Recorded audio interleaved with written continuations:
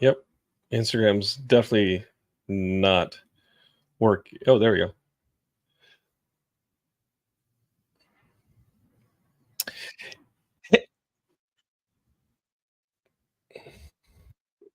Give me 2 seconds. I just gotta mute it.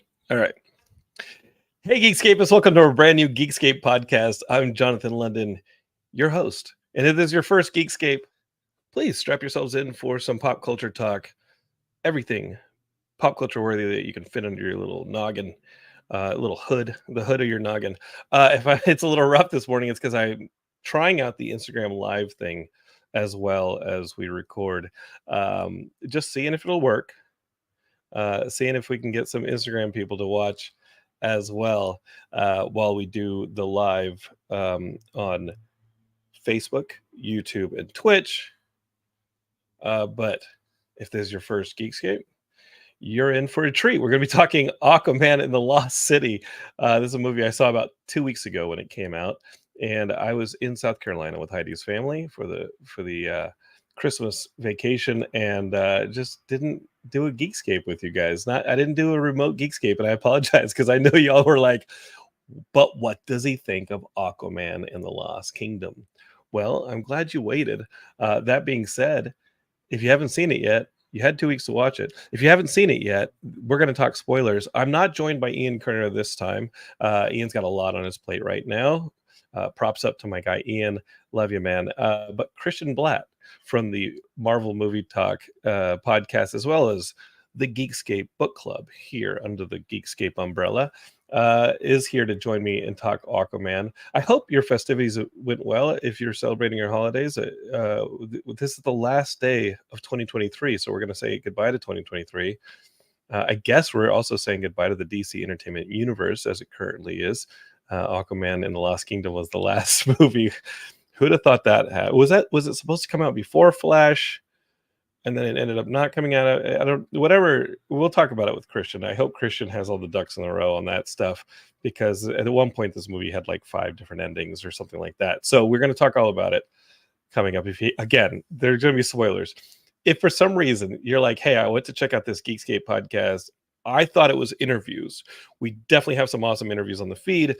The feed's been kind of, I think it's been awesome, but it's got a bit of a personality, uh, multiple personality issue right now because we came back from like Comic Con with a ton of panels that I put up on the feed. We did have a couple interviews.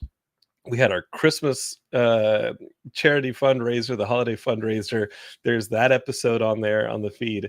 And then, of course, we have a couple specials like The Marvels or Loki season 2. And then this one right here talking Aquaman and the Lost Kingdom. So been a bit schizophrenic on the feed. For me, I love that stuff. Anybody who does podcasting is like, Jonathan, you're insane. It's all about consistency. And people want to know what to expect when they get Geekscape. Well, you can expect some geek pop culture talk, and there's going to be more. I mean, we have What If season 2 just ended, and that was like my daily every morning. If I had insomnia at like 3 a.m., I would be ready for a brand new What If season 2 episode. And it was really awesome to see a daily episode pop up and be able to enjoy it while everybody else is asleep. And we got tons of pop culture to talk. I went to see The Boy and the Heron, the new Miyazaki film, and it's beautiful and weird, and you knew it would be, and it leaves you so much space to think about the things that it's bringing you. And some of it's challenging, a bit of a movie about grief and time. And I don't know. I'm still thinking about it. I love it. It, and think about the accessibility of the film and how literal it is, and maybe not literal. But if you've seen the Miyazaki Boy and the Heron film, and you have to, because he's a master, and who knows how many more films we're going to get from him. Uh, his movies are just incredible. But this is definitely one where he leaves a lot open to interpretation and leaves, again, a lot of space for you to think about the movie. And I love that. I thought it was so awesome. This movie we're about to talk about, though, Aquaman and the Lost Kingdom, maybe it serves up to you kind of literally. It definitely wants you to see the movie they intended you to see, and maybe discuss it a little bit afterwards, which is what we're going to be doing here. So you are in the right place. I think Instagram's working. Apologies for any hiccups that might have caused, but let's get to it. It's been 2+ weeks since I've done a live Geekscape, and I cannot wait. Here's my good friend Patrick Wilson to welcome you to a brand new Geekscape. I'm Patrick Wilson. You're watching Geekscape.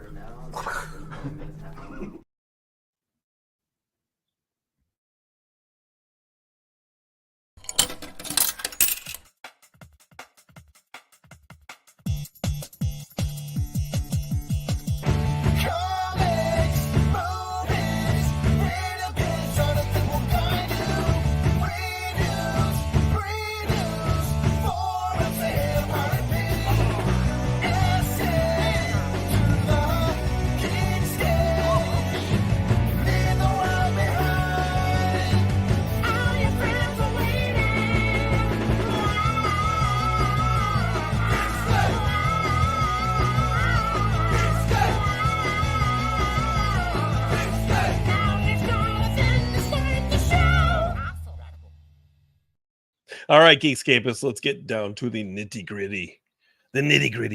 Of talking Aquaman and the Lost Kingdom. Again, we're going to be spoiling it pretty heavily. So if you've not seen Aquaman and the Lost Kingdom, I'm first going to ask you, why have you not seen this? Why have they not done enough for you? They brought you 10 or so years of DC Entertainment Universe content over there at Warner Brothers, and why have you not seen this film? Please, what were you watching? You looking for some award season stuff? Is that what you're doing, you snob? All right. Maybe the family didn't want to go see it. They wanted to see Wonka. Well, you should have been like, no.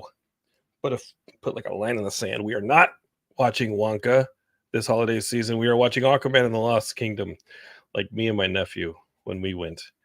That is what we did. Okay, that's enough of that. I got Christian Bladt here to help me talk about this. we're gonna cut this one up like a fish.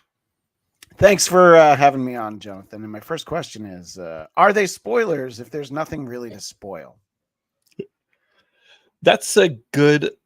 Wait, I mean, things do happen in this movie. But like Flash was like, I don't know what, like 2 hours and 5 minutes, and it was like 80 minutes of spoilers, you know?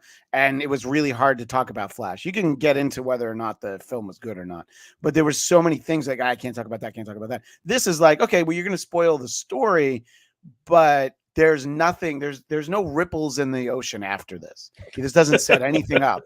And, you know, every Marvel movie sets up something. Most of the DC movies have set up something, but they don't have anything to set up. So there's not spoilers in that way. But you're right. We would be spoiling plot. And I don't even think there's any reveals in here. No, nope. They didn't really add. They didn't really add to the sandbox much of the DC Entertainment Universe. They were basically like, all right, we're going to put this movie out. Hopefully y'all all enjoy it. We're going to follow the same DNA we did with the first one, where it's going to be bonkers. There's going to be some real wild stuff in here, you know, like the first one. I remember like the seahorses and like the manta ray weapons and all this crazy stuff, where I was like, you know what, whether or not you think this movie is good, you ain't seen this before. And I remember watching the first Aquaman. I liked it. I actually had a blast watching that first Aquaman. Went to see it by myself, sat in the theater being like, whatever you are, bring on the bonkers. And it delivered the bonkers in spades. And I loved it. I thought it was so much fun watching the Aquaman movie. Was I going to watch it again? No, I have yet to. But I really enjoyed sitting in the theater, and just for the only time I was going to see that movie and the insanity that it put on screen, that's what it delivered. And I enjoyed that. The second one, I was hoping for the same. And I think the problem was that in a lot of ways, it was the same. That the bonkers were neither escalated or built upon. And I'll say, I mean, this is just a serviceable movie that has Aquaman teaming up with his brother Patrick Wilson, Ocean Master, and finding out trying to stop Black Manta from releasing the Lost Kingdom of these banished this kingdom of people who got turned evil, turned into aqua zombies that have been frozen in ice. And now the black trident is going to that his possessed Black Manta is going to free them, and the world will not be safe. And meanwhile, there's this very bludgeon over the head overt, like, kind of. You don't want to mute, buddy? Oh, sorry. I thought I was still on mute this whole time because there's a gardener outside, my next door neighbors. I wanted to share. Look, here's the thing. That's what I wanted everybody to hear. They want to know, hey, what do you think about Aquaman? Sorry. So this means that I unmuted. So you heard all the leaf blowing next door. The leaf blower. Right. As the movie is, the villain of the movie is like, hey, in order to unfreeze this lost zombie space, like Aqua Kingdom, to destroy the Earth, it's all about the greenhouse gases and global warming. We got to stop the greenhouse gases and global warming. And Black Manta has created this machine to put greenhouse gases in the atmosphere and warm the Earth to like unmelt the Aqua zombies. Like, this is literally the plot of a $300 million movie or so, and Black Manta's plan almost worked. I mean, Christian was choking on smog. It just I can't. None of us could breathe because of. I also saw this movie 2 weeks ago. I don't even remember the name of that substance that they were burning, and I should. And I could look. It was like Mysterium, Impossibilium, or it was like one of these. Does it matter? Chemicals.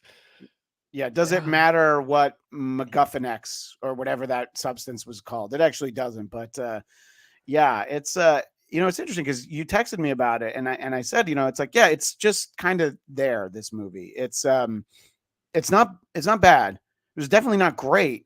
It's like, it's not even one of those like, I can get worked up because I didn't like it. I mean, no. it wasn't that at all.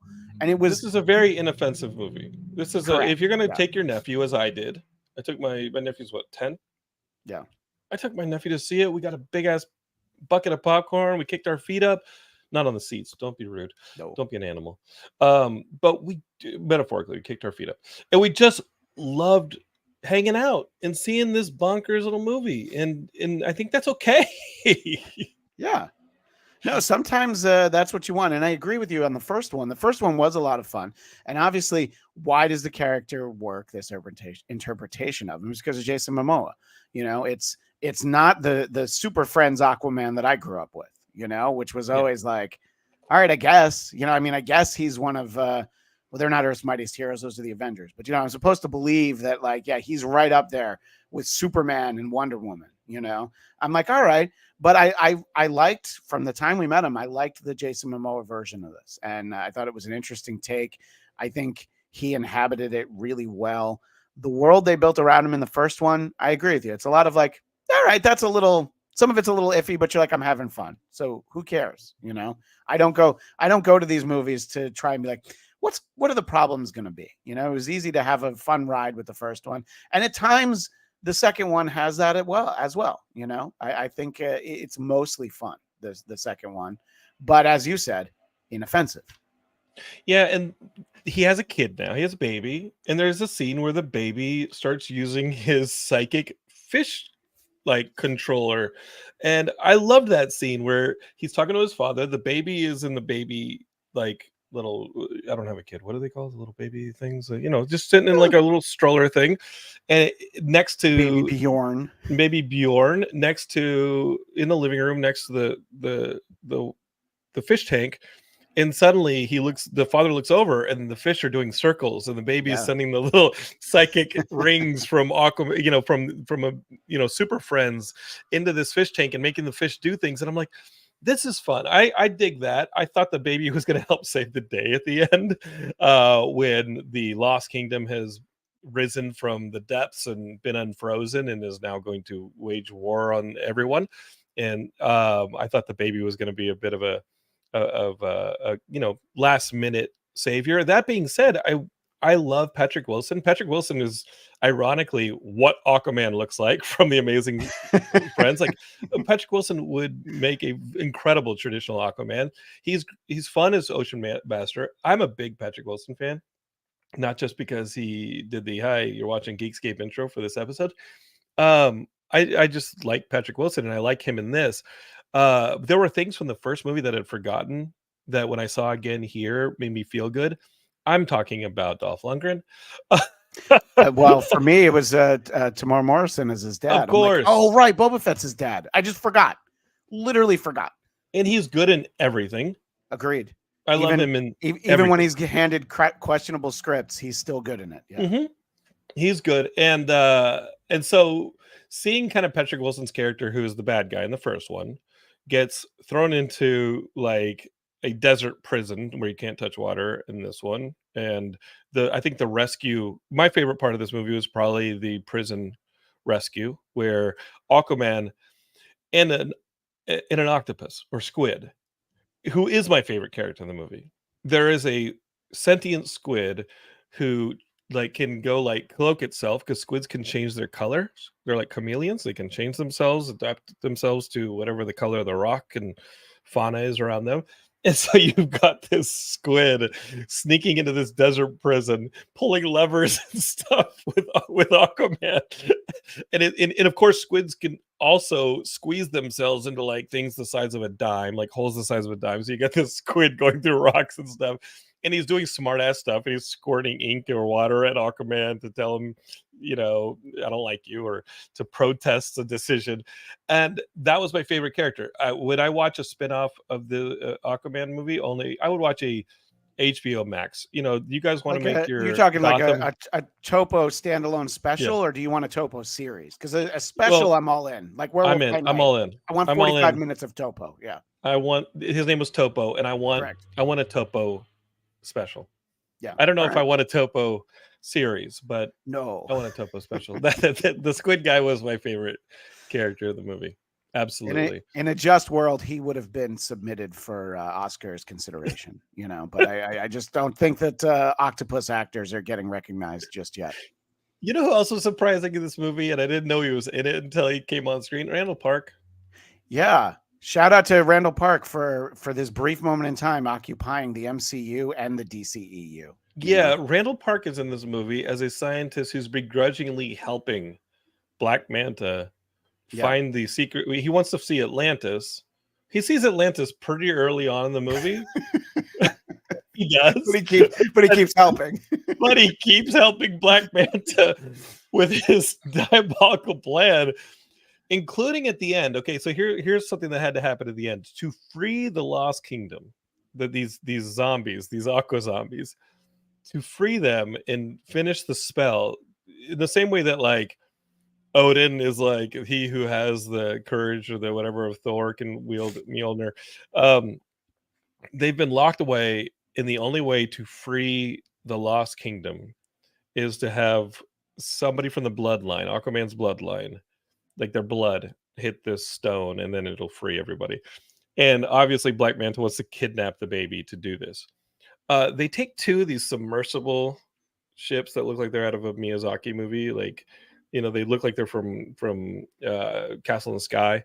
These like submersibles, these ancient submersibles, that Black Manta and Randall Park in a separate one takes these submersibles down there to finally enact this spell and free the Lost Kingdom in this evil demon king from the ice. And all they got to do is like cut the baby and put the baby's spell, or sacrifice the baby and put the blood in there. I still don't know why Randall Park isn't just taking his submersible and being like, peace, especially because when you cut to Randall Park's submersible, he's the one with the baby. And Black Manta could just go fuck all and just be like, you know what I mean? Like, he's like, dude, Black Manta, why did you give me the baby? You've been punching me, throwing me against the wall, demanding that I help you with this, this pollution science. Yeah. You've been treating me like crap for my scientific mind. There's several parts of the movie where he puts his hands up and helps helps Aquaman and Ocean Master, like, destroy some of the machinery that he helped build. Yet, when he has the chance and he has the baby to himself in a submersible, he doesn't say, I don't think no, I'm gonna go to Atlantis and hand the baby back over. Yeah, He takes the baby exactly where it needs to be. I'm pretty sure I can get Aquaman's attention if I need to, and keep the baby safe. Yeah, He took the baby right where it needed to be to the enact potential of baby murdering was not off the table for Randall Park. He's like, yeah, I saw Atlantis. I kind of want to see it again. Is that okay? Can I go back? But I found it interesting when the trailer for this movie came out that Black Manta, the sort of the voiceover is I'm gonna hurt him the way he hurt me. I'm gonna hurt his family, and he goes through everything. I'm like, his father, or let it, yeah, in right. the first one, he didn't save his father. He didn't kill his father. He didn't save his father. Right. So Black Manta in this movie is the Jason Momoa character from the last Fast and Furious movie. Basically, he's seeking the exact same kind of revenge, and I was like, all right, I guess. And I was very outspoken when the first one came in. The one thing that didn't work for me is that stupid Black Manta helmet. And I know that's comic book accurate, but it's so big. I'm like, awesome. Okay, but it doesn't seem practical. Like, aren't you going to fall over? Why don't you just wear like a Cerebro-sized helmet, a helmet-sized helmet, a Boba Fett-sized helmet? Tamara Morrison's got one. He can loan it to you. I mean, you can steal it from him. Christian, have you seen these ads on they're like the ads you'd get on like a Facebook or an Instagram, and it's a weight ring that goes around your temples, and it's to strengthen your neck. And you have, they always have. Why do they always have goatees? And they look like they're into like axe throwing clubs. They have one of these dudes in the ad, and he has this weight around his temples, goes around his head. He looks like Picard when he turned into a Borg. Oh. Have you seen these ads, Geekscape? You know what I'm talking about. Elocutus of neck. He looks like Locutus, and he's got it's this weight that goes around the temples. Looks like fucking Locutus. It's got a cable that comes down to it. I don't, it's like a counterweight, I guess. So you just don't break your neck.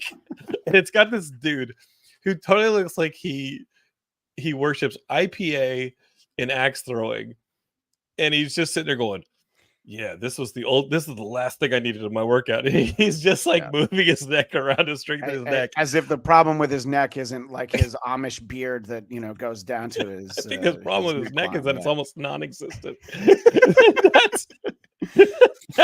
That's what you need if you're going to be Black Manta. Also, say what you will about the unwieldiness of the Black Manta's helmet. It's usually worn underwater. There's some buoyancy. You know what? I'll give you that. All right, maybe it's helpful. I do want to interject something that I just noticed in the chat because I feel like it's relevant. Yes, Raging Rhino is killing it in the chat. The most recent comment is in the comics, Black Manta murders Aquaman's baby. Well, whether or not that was ever in the draft for this film, I want to thank whoever made sure that that's not what they filmed, because it's a lot of sacrificing. They're like, if it's just blood, can you just cut the baby on the hand? I mean, that's also, it's abhorrent to cut a child. I'm not saying that, but it's better. Yeah. A little pin prick, I mean, the way it worked where he just, tosses like Arthur's face down there. So yeah, thank you. I feel like I can guess what era of comic books that happened if Black Manta murdered Aquaman's baby. Yeah, there should have been a scene where he holds his hand in a bunch of piranhas as well.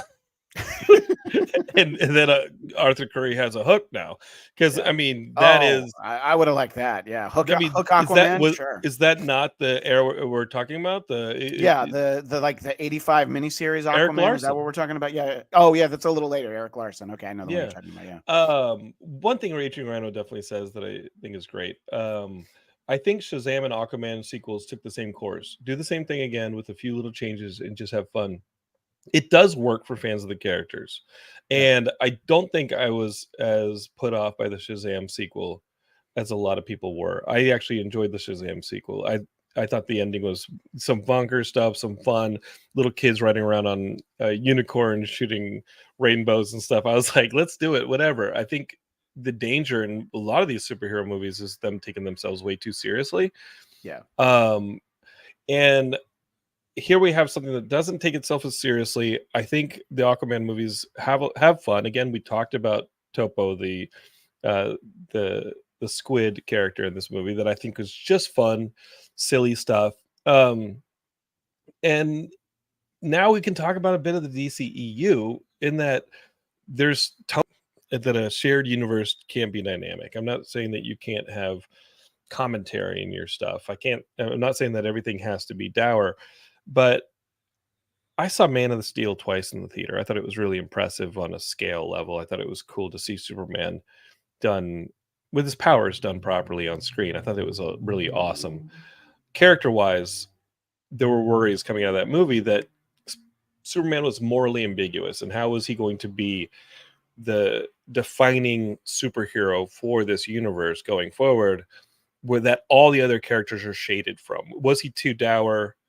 And you started to see that issue come up when you started adding other characters to it and being like, well, you guys created a morally ambiguous Superman, so what do you expect? It became a little too amorphous, right? And now every character from it had to go even harder, right? Like Aquaman had to be even tougher, right? Batman had to be even grittier or more. I already said the word dour, but that is the word for Batman Yeah, for sure. absolutely, sure. And so these characters all started to share a similar tone, and so it made the movies, I don't know, things got a little bit messy in that what was the personality of these characters and what were the personalities of the overall universe, and how do you sell that? Does that make sense? And then when you start to have production issues come up and they start swapping release dates, as I think this movie was supposed to come out before Flash. I think Yes. this movie had post credits that included a Ben Affleck Batman, then a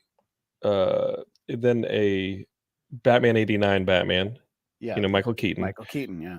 And then the post credit that we ended up getting, which, wow, this post credit literally in Geekscape, I'll just give it to you here. There's a joke halfway through the movie about eating cockroaches as Ocean Master's learning more about surface world foods. So the post credit is literally Ocean Master. Now that he's been forgiven, he's turned hero. I like that beat where he saves Dolph Lundgren's character. Again, big Patrick Wilson fan, big Dolph Lundgren fan. I like those two characters. He's sitting at like a seaside restaurant eating a sandwich or a hamburger or something, and he's enjoying a hamburger. He doesn't eat surface food, so now he's like eating surface food and enjoying it. And a cockroach crawls across the table, and he grabs the cockroach, puts it in the hamburger, eats it, and then smiles. And that's the final frame of film of the DC Entertainment Universe, of the Snyderverse. Whoa. Okay. I did not have that on my DCEU bingo card, by the way. I don't know if you did, but I was looking for it and I just didn't have it. So, and here we are. Wow. Is this the end of the DCEU? well, I mean, James Gunn's sort of it's mixed because he's throwing out some of it, but he's keeping, interestingly, all the stuff he did. Like Peacemaker going forward is going to exist. So He's not gonna responsible for Waller, but he used Waller for sure. Yeah, that's true. And That's now a great he's got point. So yeah. yeah. So anything that appeared in the Justice League, the Suicide Squad, and Peacemaker, he's like, yeah, that stuff. Yeah. All right. No, I've got a little bit of Vegas throat. We were okay. out in the desert for a few days, but I think that it's like the Snyder Justice League, I think, is the thing to look at and go, yeah, none of them. I don't think we'll see any of them ever again. And I was glad that Gal Gadot had the cameo in Shazam. That was one of the high points in that. But it's sad to think that Wonder Woman 84 is like the last movie that she's going to get as Wonder Woman. Yeah, I mean, these characters are getting recast. We have Sean Gunn, former Geekscape guest and friend Sean Gunn, cast as Maxwell Lord now, right? So that Pedro Pascal Max Lord is not going to be, obviously Max Lord is not going to be an 84 anymore. He's going to be a modern character probably because he's going to be in the new Superman movie. You saw that casting, I think at LA Comic Con or nearby. But Raging Rhino, I think, shares our viewpoint. I was very sad that was the final DCEU scene. I think that the DCEU, regardless of what people thought about it, because obviously everybody's comparing it to the esteemed competition across the street at Marvel. Guys, I love Blue Beetle. And I think Blue Beetle will possibly move forward as a character in another film or you see that window of the DC Entertainment Universe in a different film later down the road, because I think everybody really enjoyed Blue Beetle. It just was commercially, I think, a victim of things like the strike, maybe some of the positioning in the release schedule affected Blue Beetle. But I think those are characters you see going forward. I think a character like Shazam, you did see him in an end tag with some of the Peacemaker characters as being, as being recruited into the Justice Society or whatever group that Amanda Right. Waller is putting together. You did see a Shazam tag with the Waller characters. How quickly that stuff gets dismissed, who knows? I mean, I'm very optimistic for the new stuff coming out. I think that if anybody is going to do a great job with them, it's somebody who loves the DC characters. James Gunn is a DC fan more so than a Marvel fan. He's publicly said that a lot. And you saw what wonderful things he did with the Marvel characters. And you saw what wonderful things he's done with the DC characters. And he's somebody who has a literacy and an appreciation for how expansive these characters are in the DC universe. He knows the DC universe. That is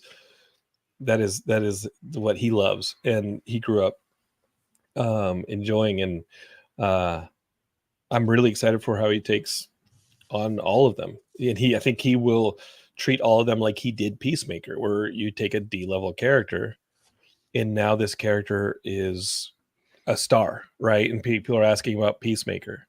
I had a friend yesterday send me a picture. His kid was playing with a toy, and this is a Marvel character, but he said, "Hey, my kid has this toy. What character is this?" It was the Spot. Oh. and the Spot, I mean, you will agree, the Spot is a D-list character on the comics page. He is there for punchlines. And what they did with this character in Across the Spider-Verse is turn this character into almost an Omega level character, right?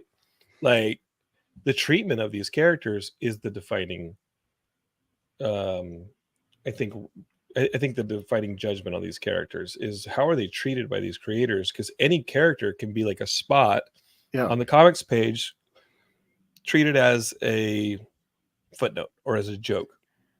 Given in the right hands of the Across the Spider-Verse team, the Spot becomes an A-list villain with like Omega level powers, right? Given Peacemaker, who, cameos and some stuff, is kind of fun. You give them to somebody like James Gunn, who really loves the character and appreciates it and knows the character, and somebody like Judo Master, somebody like Peacemaker, somebody like King Shark, suddenly becomes like a really well done character, so I'm excited about also from the Suicide Squad, what is it, Polka Dot Man, was that his superhero name? It's just a great collection. And I mean, obviously some of them slightly more established, but it is the Guardians of the Galaxy playbook, a bunch of characters that existed in the Marvel universe, the comic book universe, but people didn't really put them together. When I sat down to see that, I knew who Rocket Raccoon was, and there was a bunch of other people. And I'm like, okay. But I think that the smart thing is that they're not looking at whatever the new DC universe is as a whole. I mean, I'm sure there's lots of conversations and email chains and text threads. They're like, yeah, I'm focused on Superman Legacy, period. And it's like, and then the year after, so there's a bunch of projects. Has like a ton of characters in it. They cast Metamorpho, which is awesome. It will be having the Authority supposedly is showing up in the Superman Legacy. The Superman Legacy does not seem like it's going to be Smallville into Metropolis traditional Superman movie. This is going to be a celebration in an entryway to more obscure characters in the DC universe. And we've seen Gunn fold these characters in, even including like the classic Guardians of the Galaxy from the 70s and the 80s. And Guardians of the Galaxy is a pretty top-selling book in the 70s for Marvel. And a lot of people are like, what are these obscure characters? Like, Yondu's the only one I know. But in the 70s, Guardians of the Galaxy was when you had Star Wars in the megaplexes, Guardians of the Galaxy was one of the equivalents over at Marvel, and that is a top-selling book going into the early 80s until the Claremont Byrne X-Men stuff starts coming out and topping the charts. The Avengers was not a top-selling book towards the end of the 70s. That is a book that needed a resuscitation. And Guardians of the Galaxy was a really top book over there, along with Micronauts, and that we're talking 78, 79, where people are really looking for the Star Wars stuff. And Gunn takes those characters and re-celebrates them and reintroduces them and casts them, Sylvester Stallone as them. It's kind of like one of the points. Who is Sylvester Stallone going to play in the new DC Entertainment Universe? Because that's one of his tools. Raging Rhino says, I still say that the final scene should have been a follow-up to the Flash end credit scene. Barry tries to reset the timeline again despite Arthur's protests. An instant later, Momoa becomes Lobo. Oh, great casting. We've always wanted Momoa as Lobo. Great casting. And then Bucket of Chum Podcast over on Instagram, my first Instagram comment, says, I think Gunn has said Blue Beetle is the first movie in his universe, but Superman movie is for the first that his studio produces. I don't know.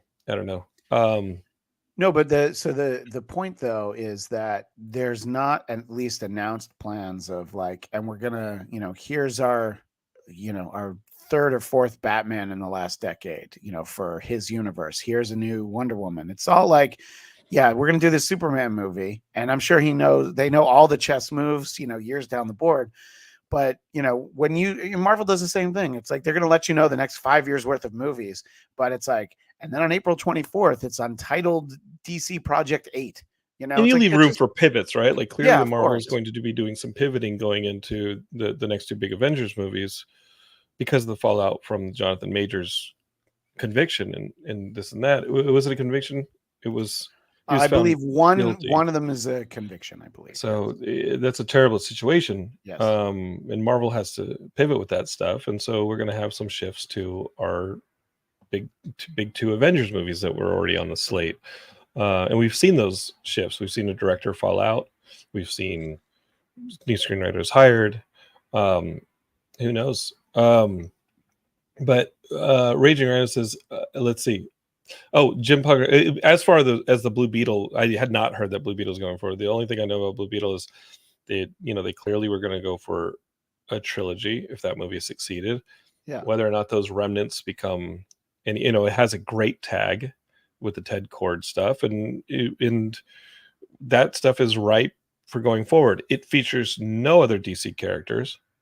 We could, in retrospect, look back and see that it was the first James Gunn DCEU movie, because you can just pick it up and drop it in any continuity because it is so standalone as a Blue Beetle movie while still referencing some DC movies, DC characters. I'm down with that idea for sure, because I love that cast. I love the filmmakers. I think it would be awesome to have them back. Think of it as a restaurant with a soft opening. It's just sort of like, yeah, look, this is what it is. And I agree, that movie was a lot of fun, and it didn't get bogged down in like, well, is this the old timeline, or we're setting up the new timeline? I don't know. Just watch Blue Beetle, and he's going to hang out with George Lopez, and what could go wrong there?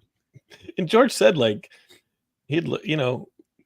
I gave a lot of George Lopez stories, and the Angel Gracia story.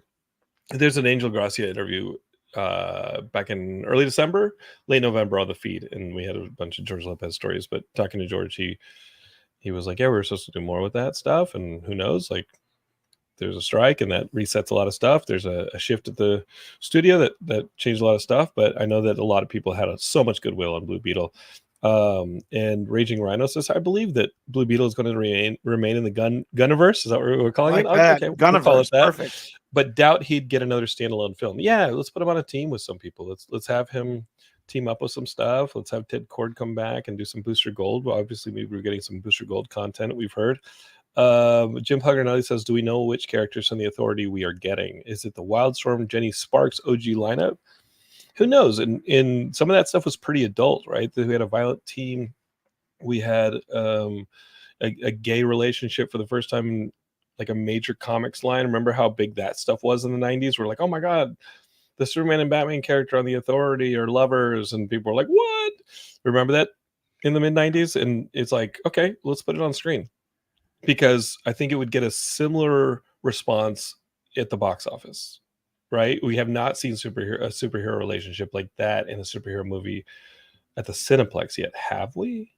a major studio superhero movie with a Batman Superman type character No, in and I a think anytime you get relationship. stuff like that in movies, it's always set up in a way so that it can easily be edited out for China and in Oh, the Middle East and things like that. I'm casting a wide net, but it's very clear sometimes that they're like, yeah, they're just friends as far as the script of mhm. the movie's concerned, because and I mean, I can't think of a good example of, I mean, obviously you get crazy stuff on streaming, like The Boys obviously shows Right. what people are willing to watch on a streaming service. But yeah, I mean, putting billions of dollars into, making and marketing a feature film, you probably still have people that are hesitant, it's studio, big money people who are like, yeah, but maybe save that for the sequel. But I think, I don't know. I think it's worth trying.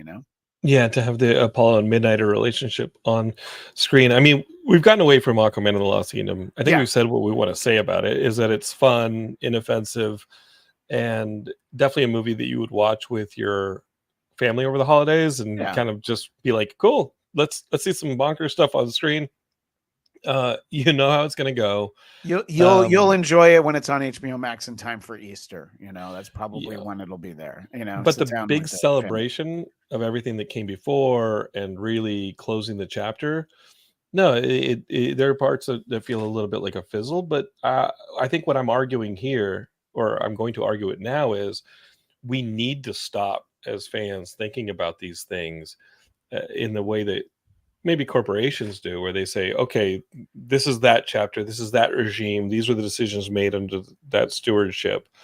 And as fans, I think it's healthier for just us to think about this as the genre that it is, um, and say that this, almost like that ending in Flash that I enjoyed, the crisis stuff, and say, hey, this is a flowing river that many artists have put their names and their stamps on.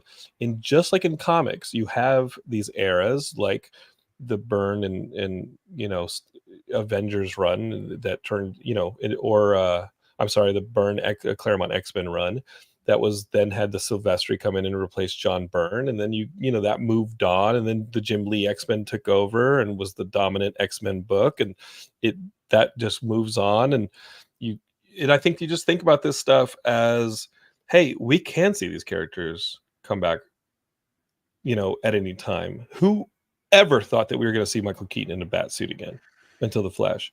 Whoever thought we were going to see that stuff? Whoever thought we were going to see some of those weird cameos of made and unmade DC movies that we got in that crisis sequence?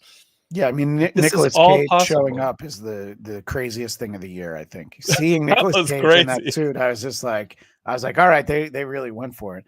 But you Um, thought, but you loved it, and obviously there's a Loki season 2 episode a few back, but the Marvel is the same. You can see anything is in the rules book, right? And like I'll just spoil now how much I loved What If season 2. I thought it was great because it was a celebration of all the different possibilities that can be given to you audiences with these characters, right? And I think that should be the approach every time we sit down in the seats, is this optimistic, let's see what these artists do. And I know there's a corporate presence here. You cannot miss that. But let's see what these filmmakers, these storytellers, these artists do with these combinations. And let's hope for the James Gunn stuff. Let's hope for a James Gunn treatment like they did the Guardians, where there were not a lot of expectations for that movie. And people were like, is this going to be Marvel's first misstep? No, it was a spectacular success. And I think you hope for that stuff. And ideally, worst case scenario, you end up with a movie where you're like, hey, I got to spend 2 hours with some characters I really liked. I got to see a version of them by people who took a swing at bat, and okay, cool. On to the next. Let's just keep enjoying this stuff. Yeah, I think that feeling, you're right. The what if sandbox lends itself to that. But the idea that you could sit down and you actually don't know what you're going to get. A good example would be to talk about Shazam again for a second, that Wonder Woman's actually in the movie. I just assumed like, okay, but they don't really do that. And, and again, it was a promo for the movie, but then you see Brie Larson at the end of the last episode of Ms. Marvel, the TV series. You would just think, well, they're not going to put her on TV. She's and there she typically a was. star. She's a movie Right, star. right, There exactly. she So is. it's like, so when you can get those surprises, don't do them for the sake of like, well, here's our wacky M. Night Shyamalan ending. But when you can be legitimately surprised in a way that helps the story, I think it's great. I think that potential, and I think that James Gunn probably has like everything on the table. There's so many different ways he can go, and I think him telling a Superman story, I think will just be. I agree with what you said about Zack Snyder. I didn't want it to sound like I'm discounting that movie. I like that it was a different vision for Superman. It's not the Superman that I feel closest to in my heart. That's the Richard Donner Superman. But Of it was course, but because it I was saw when pretty I was a awesome kid. seeing Zack Snyder's Superman No, on screen. yeah, and him snapping Zod's neck. I know that bothered people. I'm like, no, that moment lets you know this guy's going to do what he has to. But And I Superman think, did snap Zod's neck in the Pocket yep, Universe in the right, in the Burn book. right. So So sorry, fans. so yes, sorry it happened before. So, but at the same time, I don't want to see Aquaman's baby killed. So there's Right. there's a way to do it where it works, and I think James Gunn is the right person to have in the chair. I just to circle back to Aquaman for a moment, and it was one of the things that I noticed from the trailer was that when you saw the trailer to the movie, you would have thought Nicole Kidman was Aquaman's wife because he talks about his family, and it's you see her a lot. You never saw Amber Heard. Seeing her in the movie, I felt like, okay, yeah, I know there's some weird stuff out there or whatever, but I was like, yeah, the character still works. They didn't do much with her. And Mhm. I had the same feeling seeing Ezra Miller in The Flash. I'm like, yeah, there's some crazy stuff about them. But at the same time, it didn't take me out of the movie. Did you feel that even for a second about Amber Heard? Because I didn't. But I'm No, I was like, wondering there's if you think, Mira. yeah, I'm wondering if you think people might have, or maybe just there wasn't enough buzz about this movie for people to even thought about it. It's tough when you say that something, and again, it goes back to what I'm saying about looking at this thing as not as different eras or different, regimes treating these like, if you look at these things like chapters, then I think that's a problem. I think you see these characters as characters that have existed for decades on the page, and now they're existing in film, and they will be inhabited by other actors one day. We are going to get a Wolverine played by someone other than Hugh Jackman one day. We are going to get a non-Chris Evans Captain America one day, Steve Rogers one day. And people have to know that and see that these characters will outlive us and be ready for things to be different. They are all part of the same storyline. They are all part of this multiverse stuff. And I'm glad there's such a heavy multiverse storyline going on in including Sony, like every single superhero studio right now, because it's really the way to view this stuff. As any of this stuff's in play at any time, any take that you didn't enjoy can come back. I'm still rooting for my Eric Bana Hulk to show up and start, be chased by Hulk dogs into the next multiverse. Because we wanted these movies to exist when we were 12. And one day we will be gone, but there will still be other 12-year-olds. And to not wish these things for them is the most cynical, dour, selfish viewpoint you can have. So I'm not saying who cares, but I'm saying, like, don't care about that aspect of it. And seeing Mira on screen played by someone who's been in the headlines, it's like, yeah, I have to separate that from what's going on in the world. And okay, there's Mira. Okay. There was, I mean, the Ezra Miller stuff is awful. The Jonathan Major stuff is awful. But none of them are permanent. Yeah. Right? The characters are permanent. What they mean to people are permanent. I saw a kid with a Sonic the Hedgehog doll. Mom was bouncing it in front of their face. That Sonic's permanent.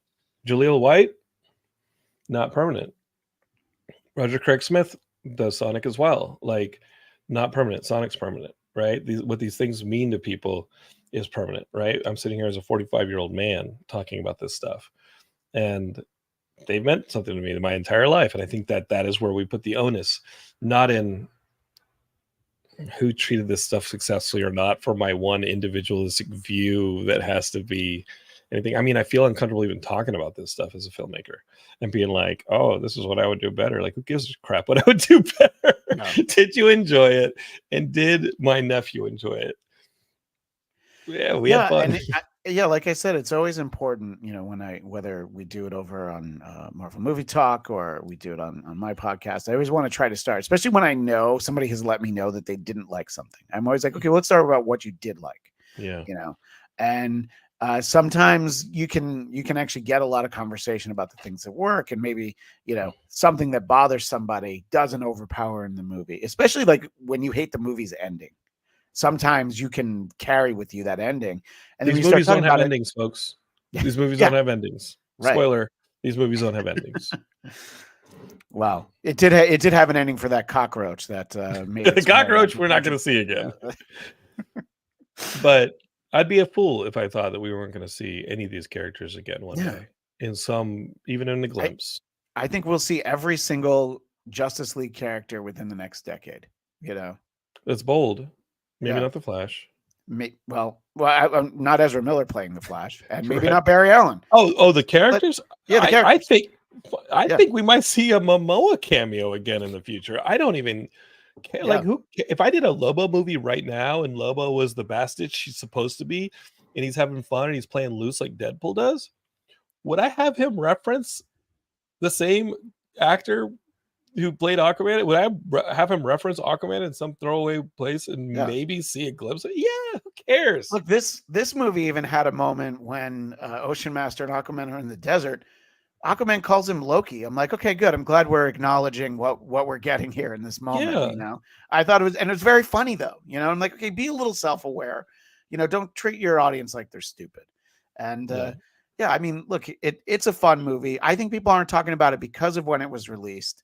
But I don't think that this is necessarily superhero fatigue. It was just like, oh yeah, Aquaman, I saw one of those. Yeah. And your casual moviegoer was like, maybe they did want to see Wonka, but I don't quite know what it is, but there was something else that they were probably more excited about, Raging Rhino says Christian prefers the Christopher Reeve Superman. I prefer the Henry Cavill Superman. I love Henry Cavill as Superman. I love Christopher Reeve as Superman. We should just be happy we have both. And I'll tell you what, when I saw Brandon Routh as Superman, I thought he was great as Superman as well. It all comes down to the material, and I'm optimistic about the rest of it. Christian, my buddy, you had a good holiday. Yeah. You came back with a Vegas cough. Yeah, a little bit. And I didn't know that quite the extent of it until we sat down to start talking. So my apologies for that. No problem. Buddy, it was Black Manta trying to release the Lost Kingdom.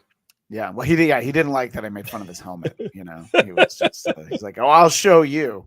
But shoots one of those red blasts. The holidays were great. We took the kids up to Santa's Village up in Lake Arrowhead, spent time with the in-laws, and then a week in Vegas like 4 days in Vegas with the kids. So getting ready for 2024. And when we were texting, I was saying to you, I'm not sure which one I'm happier to turn the page on, 2023 or the DCEU.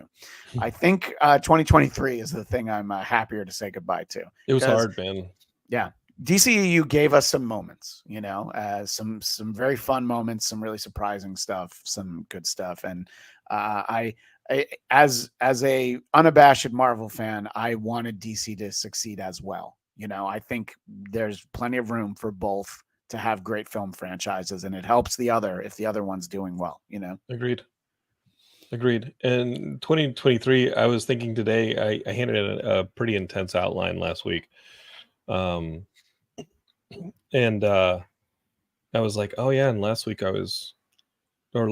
this time I was prepping a table read for a film that we had I was like, I'm making this movie this year, and then strike and all this stuff.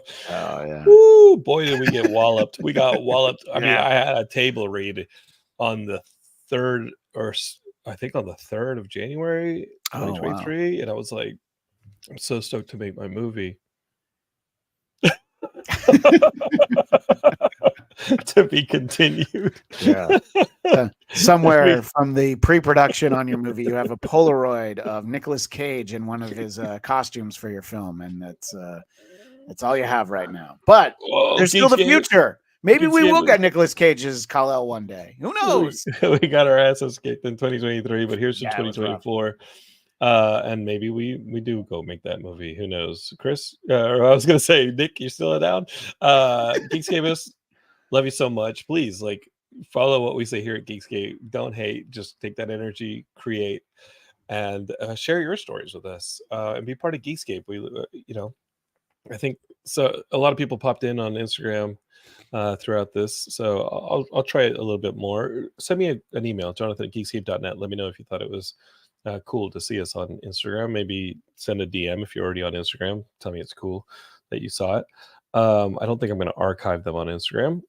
They're all archived on our Geekscape for TV YouTube page and on our Facebook pages. Go to Geekscape on Facebook. Go to the Geekscape Forever group on Facebook. Hang out with the rest of us, and you can listen to Christian on all of his podcasts and socials. What are those? Well, you can find me at Christian DMZ. That's Instagram and Twitter. And coming up in the next month over on Geekscape, we're going to do a Marvel movie talk special on What If, a Marvel movie talk special on Echo. Remember, all 5 episodes are dropping at once. And for the first time ever, Disney sent out sort of a press reminder, like, hey, just letting everybody know you're going to get screeners of Echo before it launches, because it might get lost in the shuffle. And I was like, okay, so you're sending us an email that you're going to send us an email. So I thought that was interesting.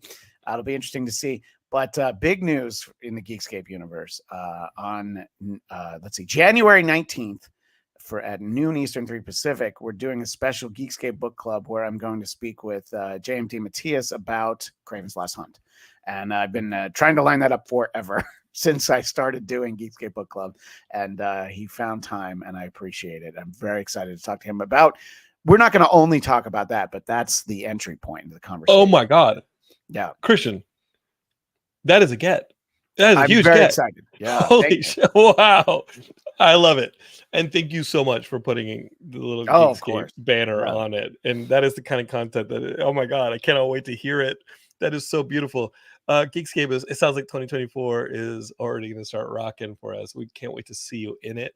Thank you so much. Share this with your friends, subscribe, and keep spreading the positivity in the geekdom of it all. We'll be here in a couple days. I think we're going to be talking What If Season 2, which I'll just tell you right now, I enjoyed the hell out of it. So we'll see you there. Okay. Thank you for being in the comments. Thank you for everything. Peace.